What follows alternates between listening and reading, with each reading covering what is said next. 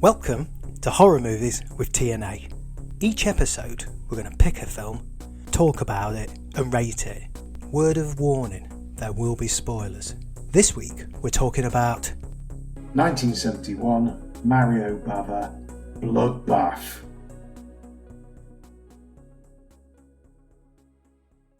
It just said goodbye, cheeky chops. Okay. Chewing on a bit of squid.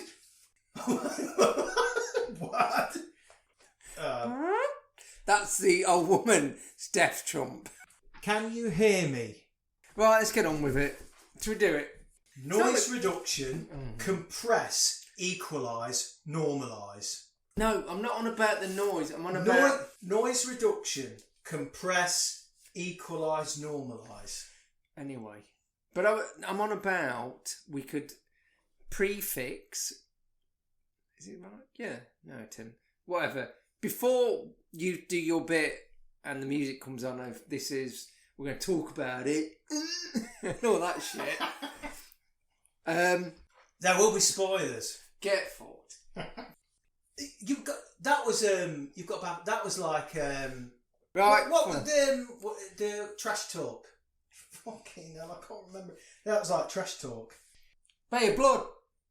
Oh, 1971, Bay of Blood. That's what we're going to be talking about today. Have you got the list of this? Yes, now, I'm going to go for it. Right, interestingly enough, AKA, so it's a big long list. So let's go for it. So what I've done here, this is good. Let's go through the names and we can decide which, see if you can spot the one that I've put a title in there as well as a made-up one. Can you get on with we've got Bay of Blood or Bay of Blood. There's also Carnage, Twitch of the Death Nerve.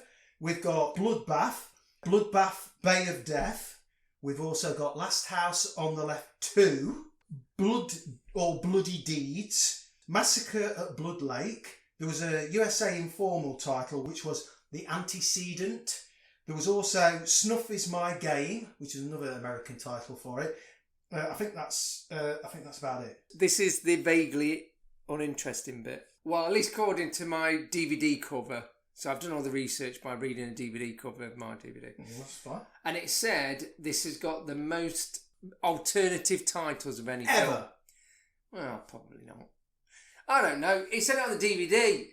And that was at the time of posting, 2001. So do you know, let me go through the Twist of the Death Nerve, Bloodbath. Do I know which one you made up? Blood or Bloody Deeds, Massacre at Blood Lake, The Antecedent or Snuff is My Game. Snuff is My Game. No, that's that. Alright. Blood Deeds, that's the name I made up. That's a good one, isn't it? The most Bloodbath, I think, is the one that I remember. That's because it was on the Video Nasties list. That's Bloodbath, yeah. And it had a very good video cover that kind of showed what was happening, but was mental as well. Yeah, it's kind of a painted, like... Yeah, it was painted with a big sort of, that weird knife they use, or... bill hook. It's a bill hook, yeah, for fishing or some sort of shit. And the octopus and a bloke's face going, ooh, I'm making a face. Ooh.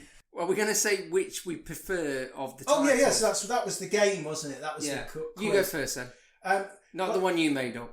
I like Bloodbath, I think, or Twitch of the Death Nerve is the weird kind of... I like that the best, to be honest, I think that's what it says on my DVD, but it doesn't say it says it on the DVD cover, but then when the film starts, it's Bay of Blood, because I think that's the most uncut version.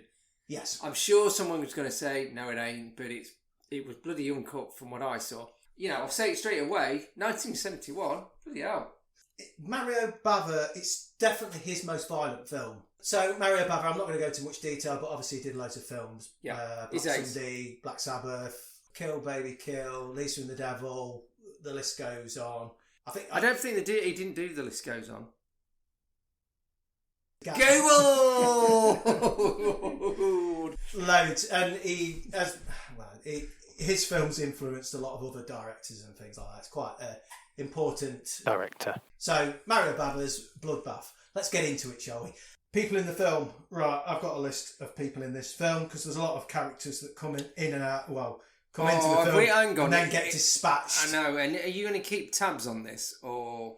No, right. Just listen. Go on then. Right, Claudine Auger as Renata. So she was a Bond girl. She was in Thunderball. She was also in another Giallo film, Black Belly of the Tarantula. We've got, and I apologise for my pronunciations of these, Luigi Pistilli as Alberto. He was in quite a few Giallo films, and he was also in spaghetti westerns. He was in Good, Bad and the Ugly, so some kind of quite important spaghetti western films, so he was in a lot of those.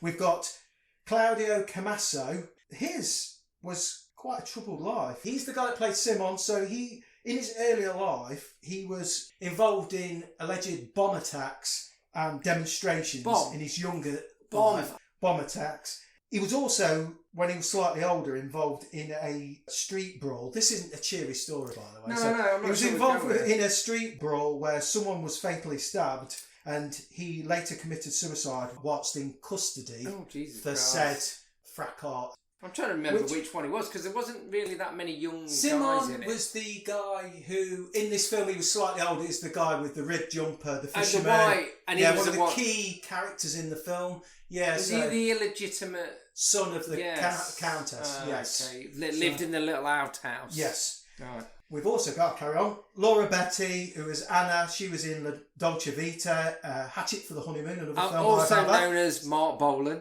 Yes, who looked remarkably like Mark Bolan. She was also in the infamous Salo 120 Days as well. Yeah. We also have Leopoldo Trieste, who was Paolo. He was in Godfather 2 and Don't Look Now, although I think they were probably minor parts in that film.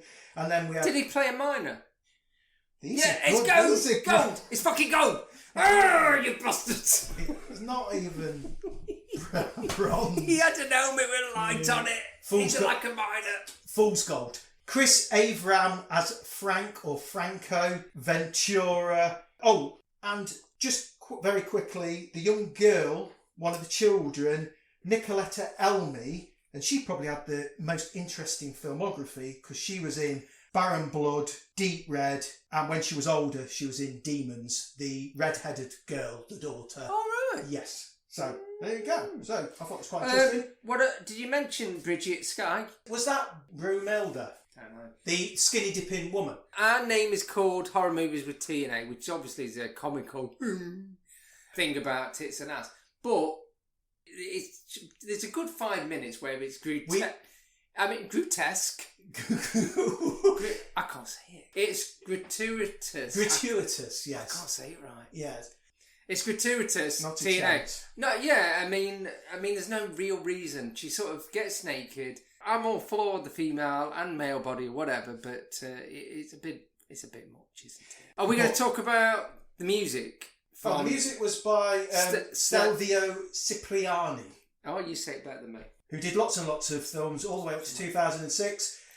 The one I noted is he also did Baron Blood, which I watched the day before. I thought the music on that film was actually slightly better than this one. But anyway, yes, Stelvio. It's unusual in this. Yeah, it's... But it's good.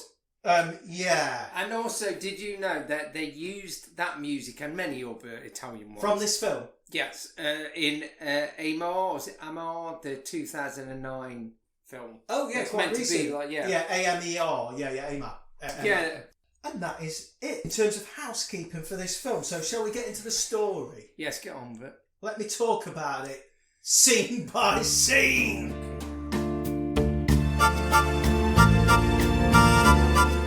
Blood red writing, Bay of Blood. Was it a Bay of Blood or Bay of Blood? Well, I'm going to say Bay of Blood, but yeah. And the version you saw? Yeah, I think it was Bay of Blood. I saw a Bay of Blood. Ah, well, there you go. So we may have seen different films. Footless then. See ya! And then pleasant shots across a bay as the opening credits continue to roll. Music's quite funky. Yes, it's funky. It's a weirdly funky track. Music. Yes. Towards the end of the credits, we even have the camera tracking random movement of an insect. Yeah, but then it goes plops into the water. Yeah, so obviously you were meant to be looking at something, and then someone obviously threw a stone into the water and went. Don't spoil the illusion. But I think with Bava, he just went, sod it, I'm going to do everything. Yeah. There's lots of panning really slowly, loads of zooming in and out for no apparent reason as well. Again, I have watched a few because I've been working my way through a lot of Bava films recently, and I've noticed that seemed to be his technique, because he does have a lot of things where he's either experimenting or he's trying loads of different things in his films, where he's kind of zooming in and following people from POV. Like, but it's not like but it's not even consistent, and this is good. This is a good thing though. When people say he's got a particular style, I'm not sure he has really. No, I think he just experiments every single film. And maybe that's why he became so influential, because people picked up on different things they liked in his films. I think fundamentally, you're thrown in a bit where it tracks the random flight of a insect is meant to just demonstrate, and this is kind of a bit of an ecological message in the film, that the bay is rich in wildlife, hence some people are not keen on the bay being developed. Well, one particular person that has the most average murder. That's the thing as well, there's a lot of kills in this film. Some are 13. Good. Yeah, it's 13 kills, which is a lot. Some are better than others, and some are just weirdly anticlimactic. So there's a mixture anyway. Yeah, they're all good. So we finish the credits, and immediately we have 2 murders, I think within the first 5-6 minutes. Yeah. Wheelchair-bound Countess Frederica Donati. Oh, God. Murdering the Italian language. She's kind of rolling around her house. Well, that's a bit, that's a bit. Well, she's wheeling herself around her house, looking wistfully out at the bay and different things. And the music here, I've gone very romantic. I've even done very tender, plonky piano it's music. It's like romantic kind of. Well, I think she's looking wistfully out at the bay. She loves where she is. Yeah. Well, you get that. There's a few. We'll mention it again, but there's a flashback, so nothing's explained at the beginning, really. The timelines and the flashbacks, it's all over there. To say that the storyline is complex or... It's not complex. It's unnecessary that they do. There's a couple of flashbacks and you go, I don't care. Just kill her. Anyway, so she's rolling around the living room. Rolling around the living room. Set to this beautiful music.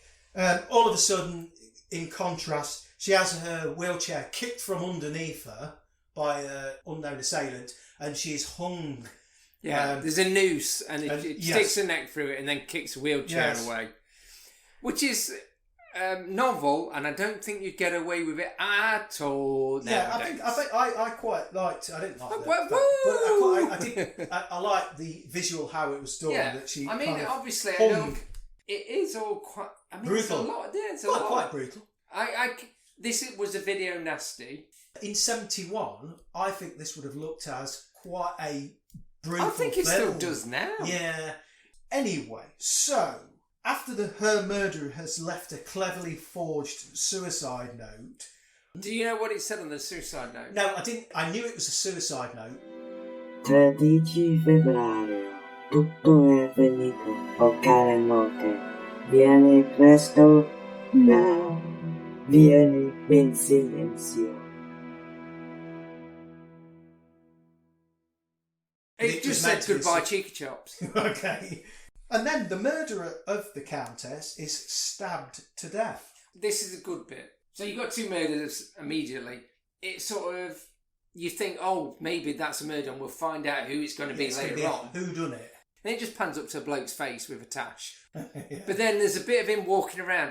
For some reason he takes his jacket off. I didn't really understand that. And then next thing you know, he gets stabbed. And he gets stabbed the Italian, very pinky, reddy paint way. And it's penetration. A bit of a penetration. You see the more you see it go in. Yeah. I've noticed it in a few Italian films that instead of American films where around the time, you didn't see it go in, you just saw the after effect of the blood. Yes. So it's more grim. It looks more savage, doesn't it? Yeah. Because it actually stabs into it. But the main point I was trying to make is, you see the Bocca's face. Carry on.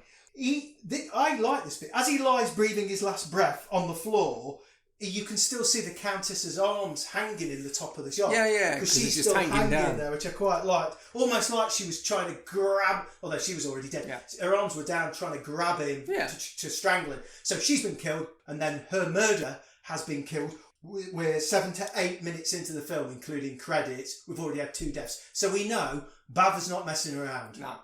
Uh, That's the old woman's death trump.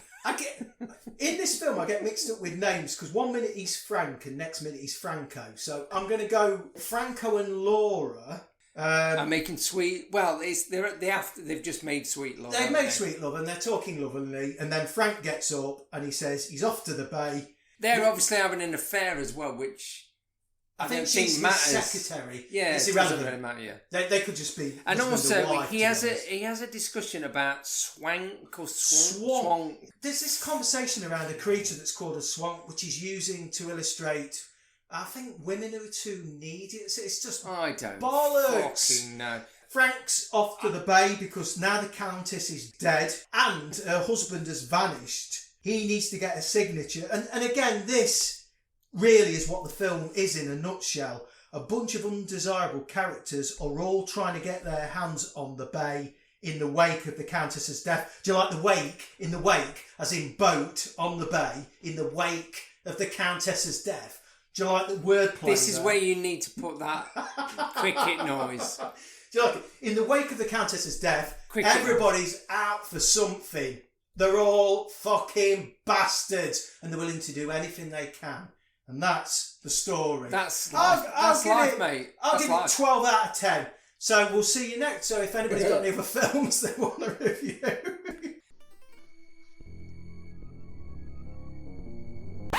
So Frank's gone off to the bay and left Laura. Let me tell you about the zooming in and out of the gas station. Go. There's some zooming in and out of the gas station on the camera. Well, he's like in his car and it like zooms right into his face, then zooms back out to where you can see the gas being that's filled Frank. up, and then zooms back in. That's where then he zooms is. back out as he buggers off in his car. And you go, and he does it a few times. And you think, you can do cuts, but I loved it. It was ace. Why not do that? It was a bit jarring because I'd not got used to it. But fuck it, it was good. Why not do that? We now get introduced to Simon or Simon. He's chewing on a bit of squid. Have you never felt like chewing on a bit of squid? To be honest, that bit's as grim as a bit an old boy. I just think it's a live squid or something. And he's biting the bulbousy bit, not a tentacle. He's chatting. We then get introduced to Paolo or Paul. You see, I'm to say both versions of the name. Yeah. Entomologist, Paolo. Simon says, he does say it one Does point. he? Well, he does say, Put your hands on your head. if you kill for killing's sake, you become a monster. Think about Oh, that. I missed that. Why did you miss that? No, fucking I don't know. The chat about the Countess's death and one person saying it was murder and another person saying it's suicide. So they're both looking a bit shifty. A throwaway scene, it only serves to kind of suggest that either one of those could have been involved. So anyway, they've had that little chat.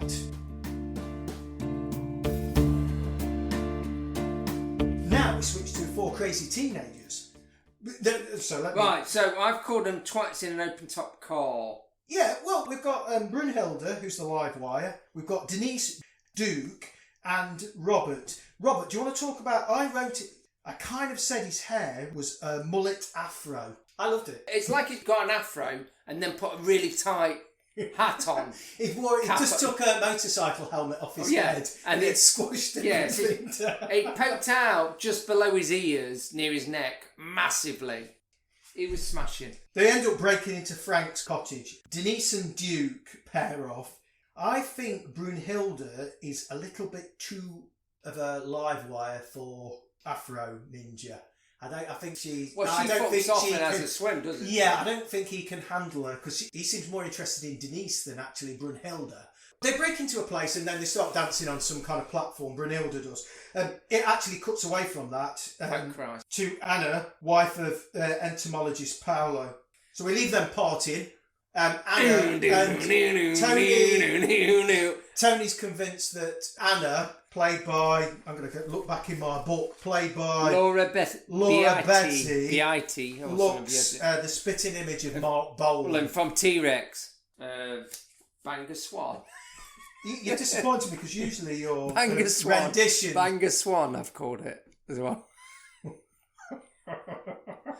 You can't. Listen. No, you can't bang a swan because if you catch him, they break your neck. You can't eat him, but you can bang him. Who made her, boss?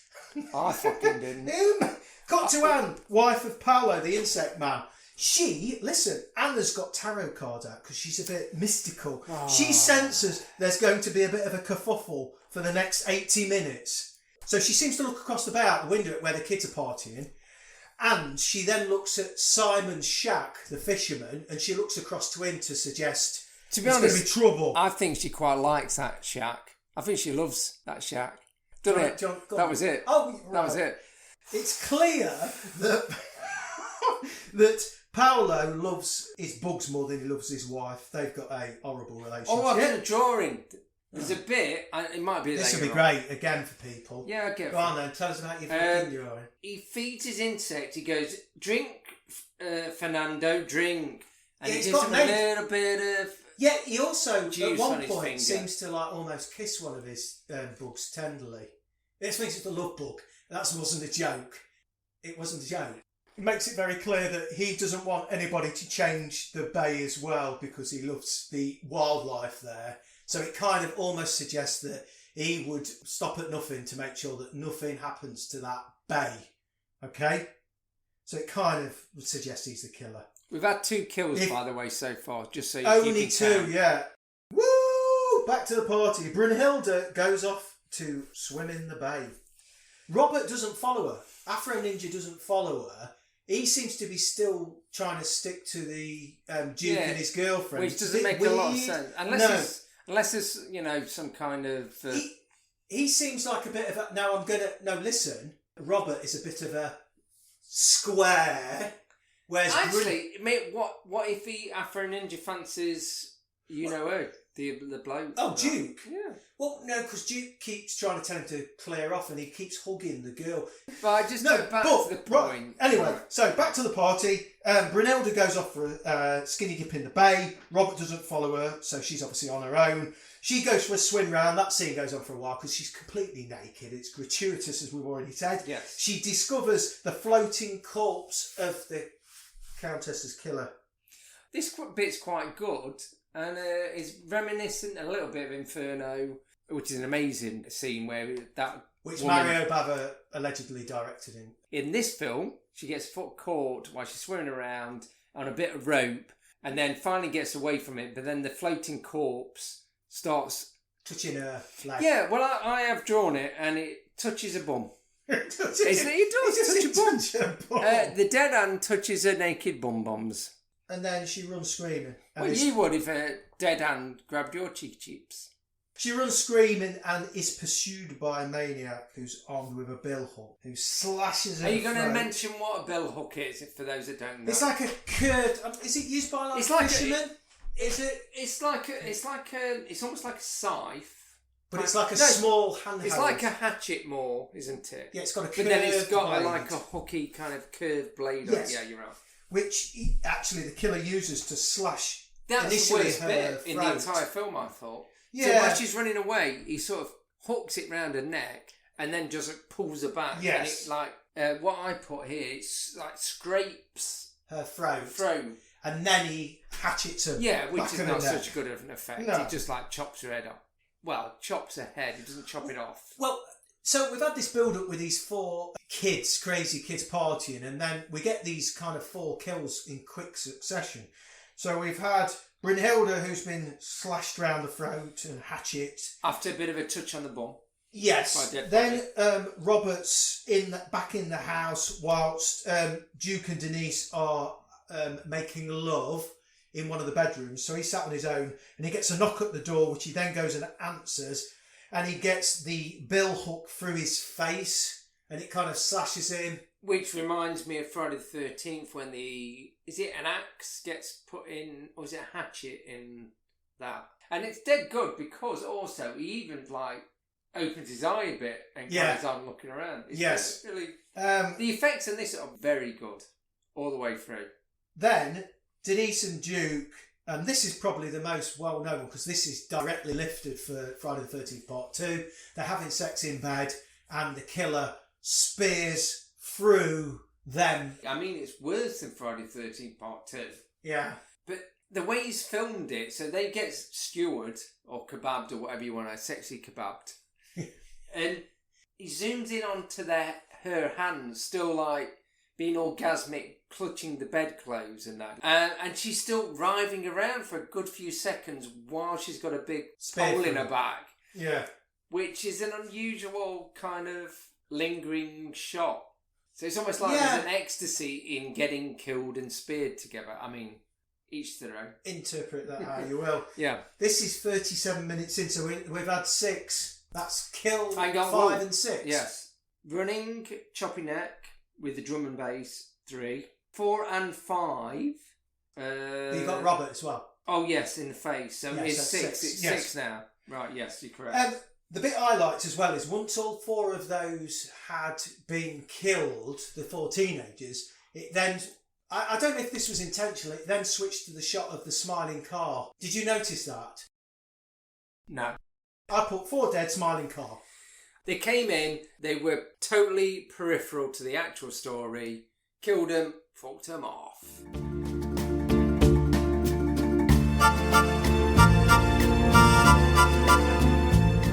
There's a little scene, which I'm not going to dwell on, where Anna, the kind of mystical woman, goes to search for her husband and he's not around, so it kind of suggests again that because he's not there, he could be the killer. Again, it doesn't matter, does it? Yeah. 40 minutes, we now get introduced to Renata. She's a bitch in this. Horrible. Oh, is that the one with the red top? Yeah, and Alberto. Yeah, they get out their caravan, don't they? Yeah. He follows her instructions and she's constantly browbeating him and telling him that he's not a man. And so this is a trigger. So it's an important trigger because it makes a lot of sense later on. Well, it doesn't make any sense later on, but they get out of this caravan that's on the site of the Bay of Blood. Yeah, or it's whatever. down by the bay. It's a family holiday. They're quite young kids, and he says, I don't want to leave the kids by themselves. And she pretty much is absolute biatch about it. And it then does a little bit of that I've done, kid pipe music. I don't Playful know. child. Kind of playful child, pipey music, key chord music. So they're bad parents. Yes, it seems like they've neglected them. So you obviously know something's going to go off there because it's totally out of place with the rest of the film. And then you don't see them till the end anyway. It's a bit weird. Yeah, but it's obviously building up to something. Anyway. Renata's also the daughter of the Countess's murderer, Donati or whatever he's called. That's her father as well. Yes. Yeah, so they go and visit Paolo and Anna. Paolo the entomologist and Anna the mystical woman. About the father, because don't forget the Count at the moment, he's still gone missing. So they go to question them about that. And again, there's this conversation around it not being suicide, it being a murder. So there's a bit of a confrontational conversation. It turns out that her father was a bit of a shit because he was wanting to turn the bay into a bit of a resort. And the Countess was saying, over my dead fucking body. Or she was saying, over my fucking dead corpse, she said. And then it appears that Simon, the fisherman, the octopus sucker, is the illegitimate son of the affair of the Countess. So it already feels like they're already plotting to do away with Simon, Renata and Alberto. Yep. Then it switches to a bit where Frank and Simon are also cooking up a plan. They're all fucking plotting. Renata finds her father's body in Simon's boat. So they go and talk to Simon. I know, this bit's mental, isn't it? And she pulls back a cover on his boat to reveal octopuses sliming all over. I was going to draw this, but I thought it's really hard to draw it, but it's ace. Yeah, and that's kind of the bit that's on the cover of the... It's grim as well. Yeah, I just said this is really grim. But the bit that's weird is they're calm about it. She's looking at this cover and goes, well, I'll just pull it back. Oh, there's me dad, and he's got an octopus sucking on his big fat and she moldy screams, face. And then he says, I've just found this. Oh yeah, I found it. I'm sorry, I know you was on about your father. I wasn't going to tell you. Oh, you were talking about your father being missing. Oh, I forgot to mention I found a body earlier. I should have mentioned that. It's a bit odd. He's very calm about it.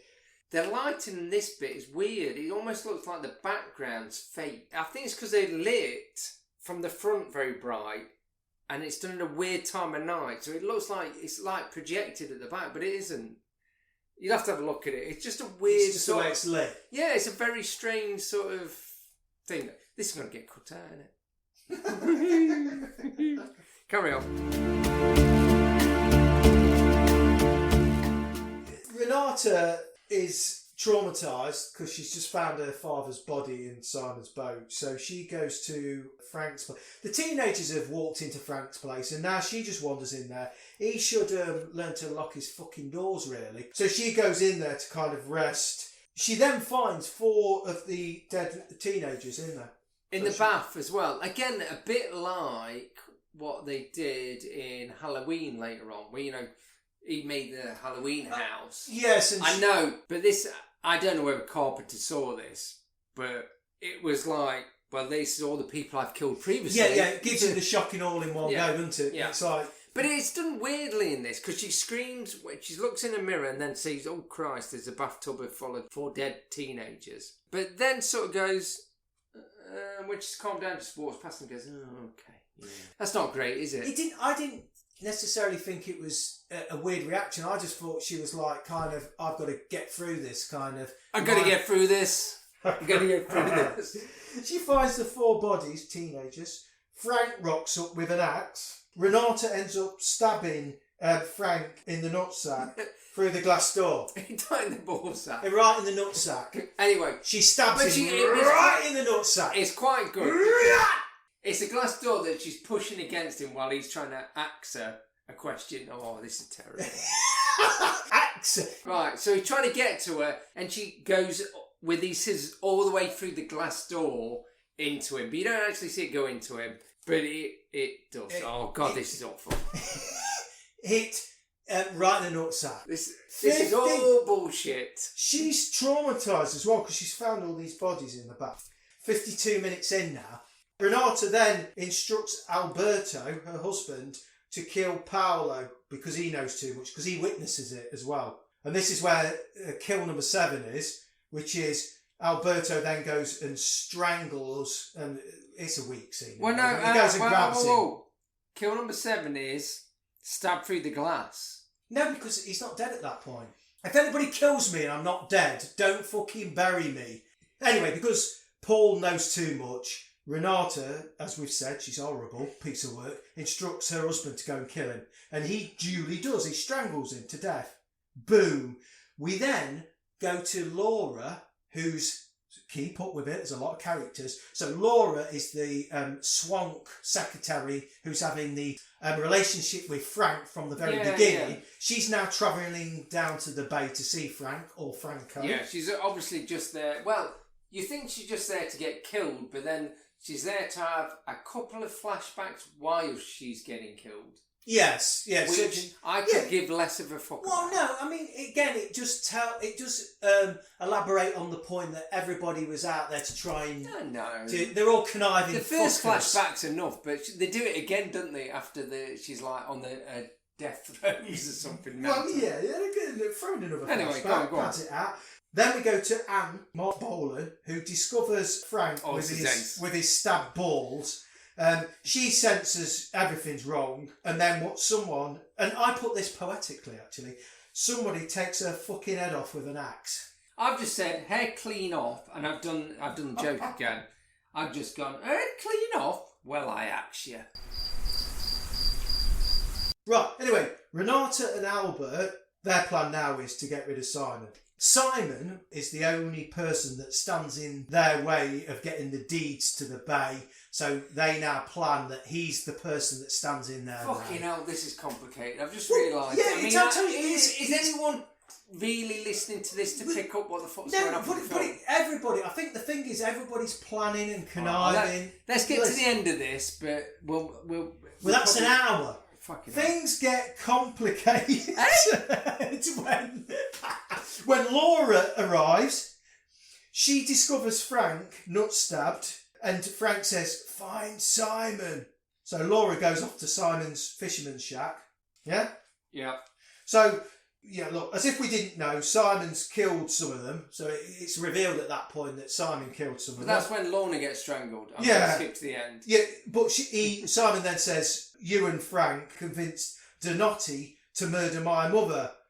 and then he attacks her, they fight, Laura dies, she's strangled. Yes, but this is where while she's getting strangled, it flashbacks twice for some weird reason. Yeah, well, then it shows Frank and Laura trying to persuade the Countess to sign over the bay so they can do developments. And that doesn't work.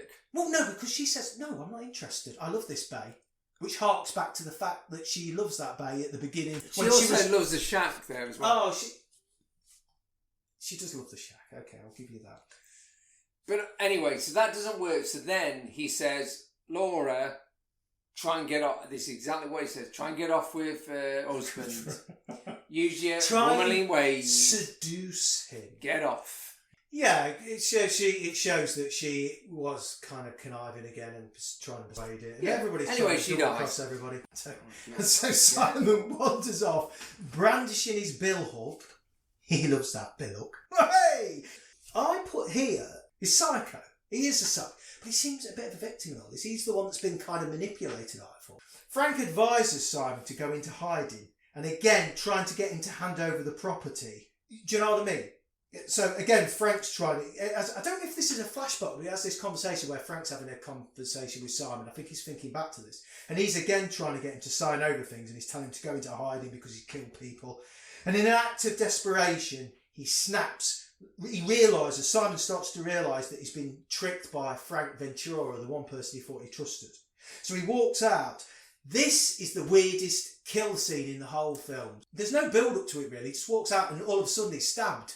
It's like you've joined the scene halfway through. It goes on for ages as well. It's weirdly good. And it even lingers after the kill in a way. And while he's doing that, he's just swinging his billock.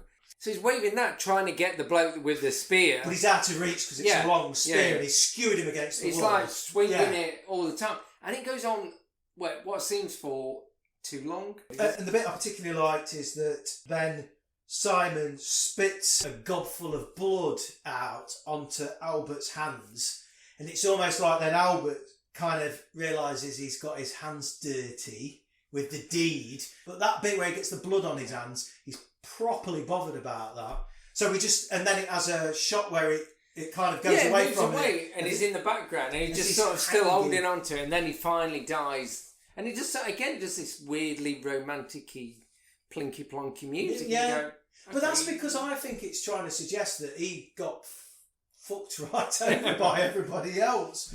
Yeah. Renata and Alberto are last people standing. So Renata and Alberto then are trying to find the deeds, if you like, hence the title of the film, Bloody Deeds.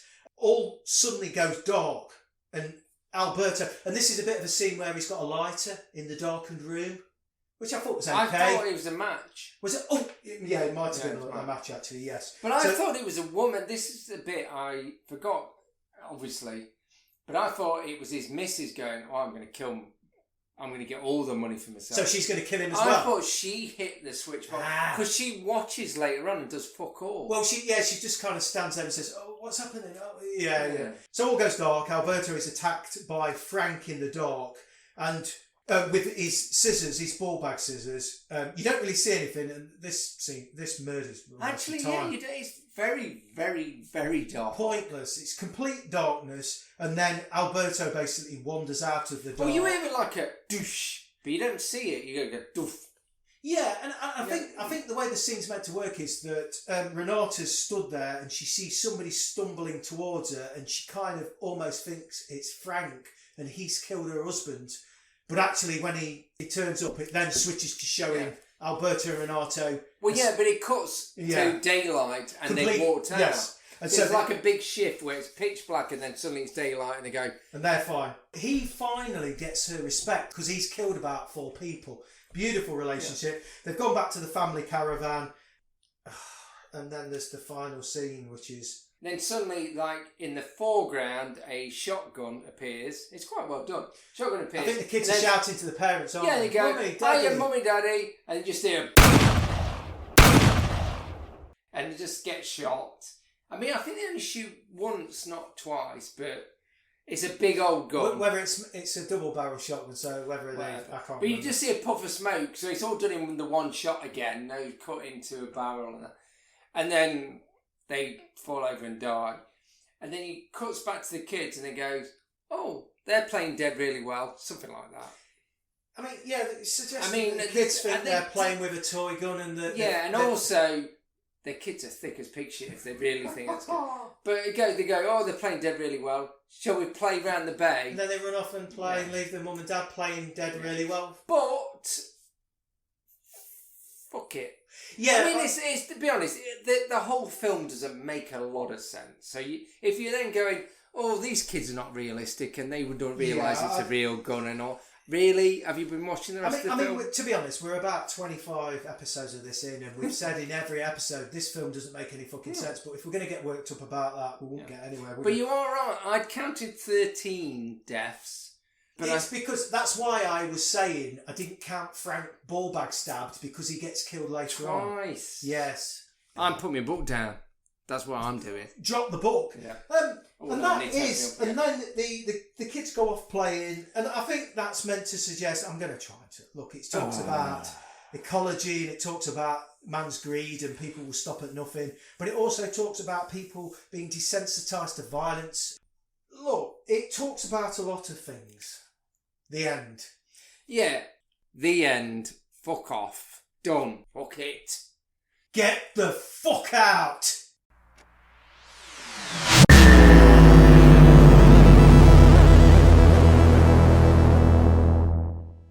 It's cut to fuck corner. I had a quick look at what was cut out of the film. So we yeah, had go on, and this might be interesting. There was two second cuts from Grunilda being killed, so the throat cut and the hatchet. Not sure exactly where they were. Fair enough. It's not good. It only goes on for about 2 seconds, so all of it then. Afro mullet. Get this one then. All of it. 21 seconds cut. So it's not even in it then. Yeah, I think it must have been him opening the door and then being dead. Yeah, they've just cut all of that out then. 11 seconds of impaling sex. So that's all gone then. Yes. And then 9 seconds of spear in the stomach, which is quite drawn out anyway. It is actually, yeah. So I thought the most gruesome one that got me was the neck one.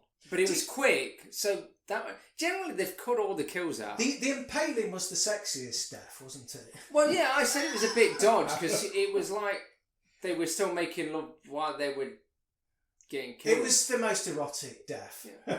Again, let's not get into it. You're cutting that fucker out. I'm going to cut that 2 seconds out.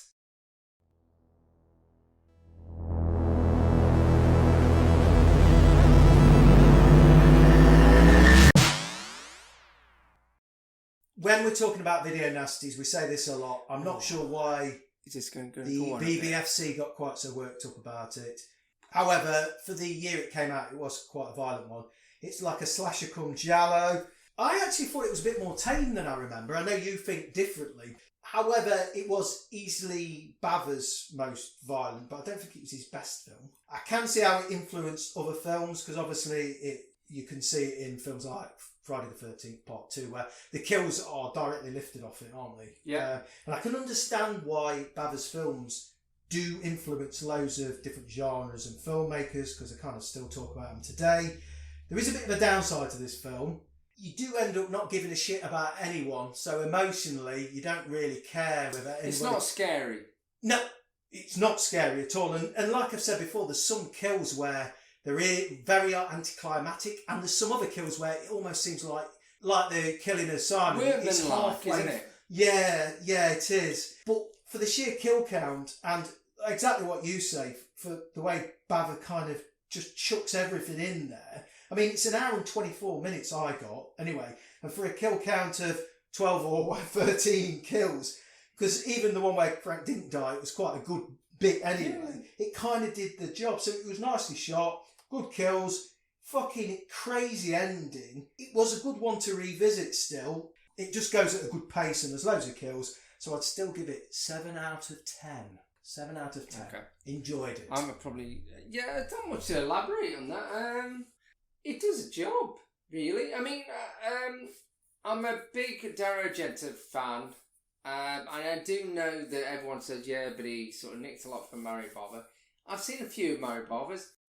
in it to some bits. I'm not as big a fan of Mario Bava, to be quite honest. But having said that, I did buy this on DVD, knowing that it was a slasher and that it's the type of film it is. And I mean, I've written down here, I didn't really elaborate a lot. I just said it delivers. If you want a slasher and you want a lot of kills, it does the job. It doesn't disappoint. There's little tiny bits of it where you go, oh, just get on with it. But it's only tiny bits. And and he gets on with it. And as much as, you know, I pretend moan about certain things of all the films we've watched, it gets on with it. And the main thing is, like you mentioned, that I mentioned, which is he throws every bit of camera work in it. He does pans, he does zooms, he zooms into phones for no apparent reason. I love all that, even though it makes no fucking sense. I give it 7.5. I did. I was very close to saying 8. The one thing it isn't is, well, maybe as a kid it might have been a bit scary because it's a bit, you know, weird. I'm trying to think. But there's not suspense. There's not really. Maybe the scene in the darkness with the match. Like you say, it's not his best film, but no, I enjoyed it. It was good. And I'd watched it before and I would watch it again, and it's unfairly condemned as a video nasty when really it's much better than a lot of fucking video nasties. Anyway, so 7.5 and 7 for you, mate. If you've never heard of it. That was Bloody Deeds. It wasn't. It was Bloody Deeds. Bay of Blood, Twitch of the Death Nerd, Carnage. You can watch it on YouTube as Bay of Blood for now. If you want to, I'm probably guessing that you could get a very good Blu-ray of it, and you probably should, you know, give Mario Bava's ancestors some money and buy it. Lamberto. It's worth it. Give Lambert, mind you, he's made enough money with demons and that. That's one to do as well. Yeah. Yes, thank you for listening. We appreciate it as always. That's it. Thank you. All right. Cheers. Ta-ra. See you Bye. soon.